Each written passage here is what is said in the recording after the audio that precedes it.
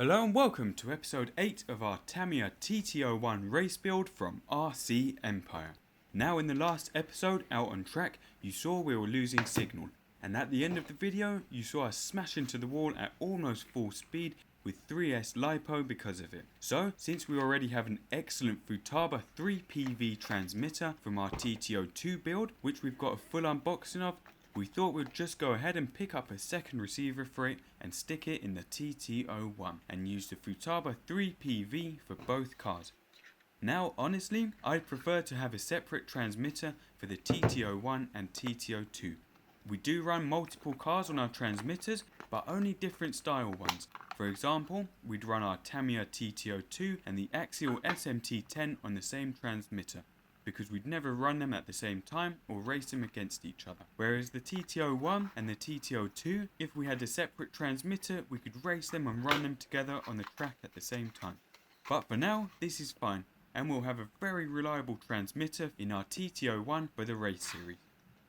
The receiver that we've gone for is the Futaba R203GF. Different to the R304SB that came with the transmitter, and we've got fitted in the TT-02. The one in the TT-02 is a TFHSS with telemetry capability and 4-channel, whereas this one is 3-channel and SFHSS or FHSS. And to be honest, the price difference isn't that much, and we should have gone for the R304, but this should be more than good enough for our TT-01. And this one is also auto sync to the transmitter, so it should have less steps to install and set up than the one on the TT-02.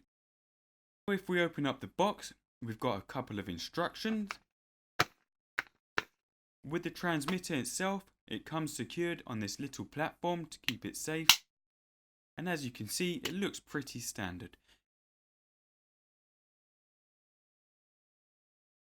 It measures in at around 40mm across, around 25mm high, around 10mm thick, and it also comes with its 200mm antenna. Now moving on, if we remove our old receiver, which has actually got a little section cut off the top and no unshielded part of the antenna, which might have something to do with the reason it's losing signal.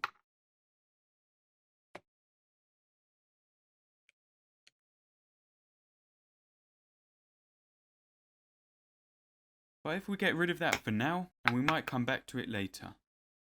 You can also see that we've drilled a little hole into this platform to stick the antenna tube through. So, as we already have the Velcro on the chassis, all we need to do is cut a new section off here, stick it to the bottom of the receiver, and position it however you want, and make sure it's stuck on nicely.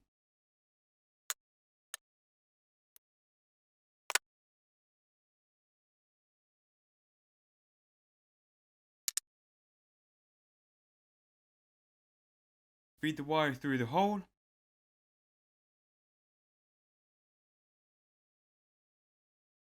and we're ready to power up and see if everything works.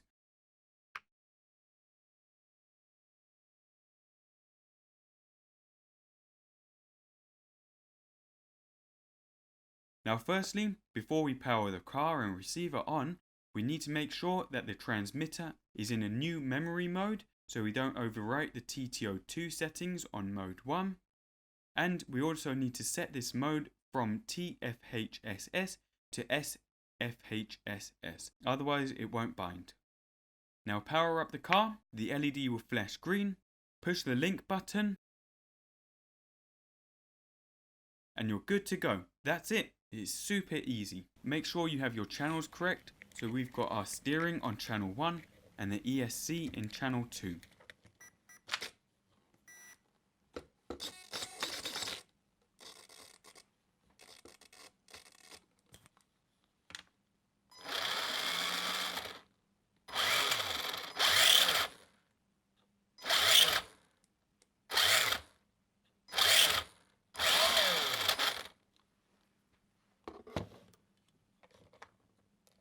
Quickly, something I didn't show close up in the ESC episode are these little tabs on our Hobbywing speed controller. So if we move this little tab over, we can change the running mode so we can have forward and brake only or forward brake reverse, as well as changing the battery mode from lipo to NIMH.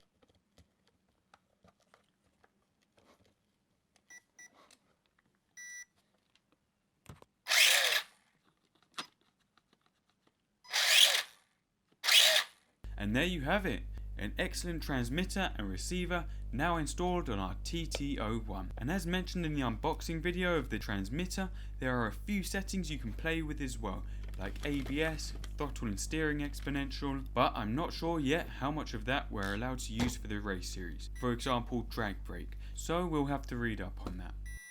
But that's it, our new receiver is fitted and ready to go. So I hope you enjoyed this episode. Please rate and subscribe and drop us a comment if you'd like to see anything else. Thank you for watching, and we'll see you soon at the races.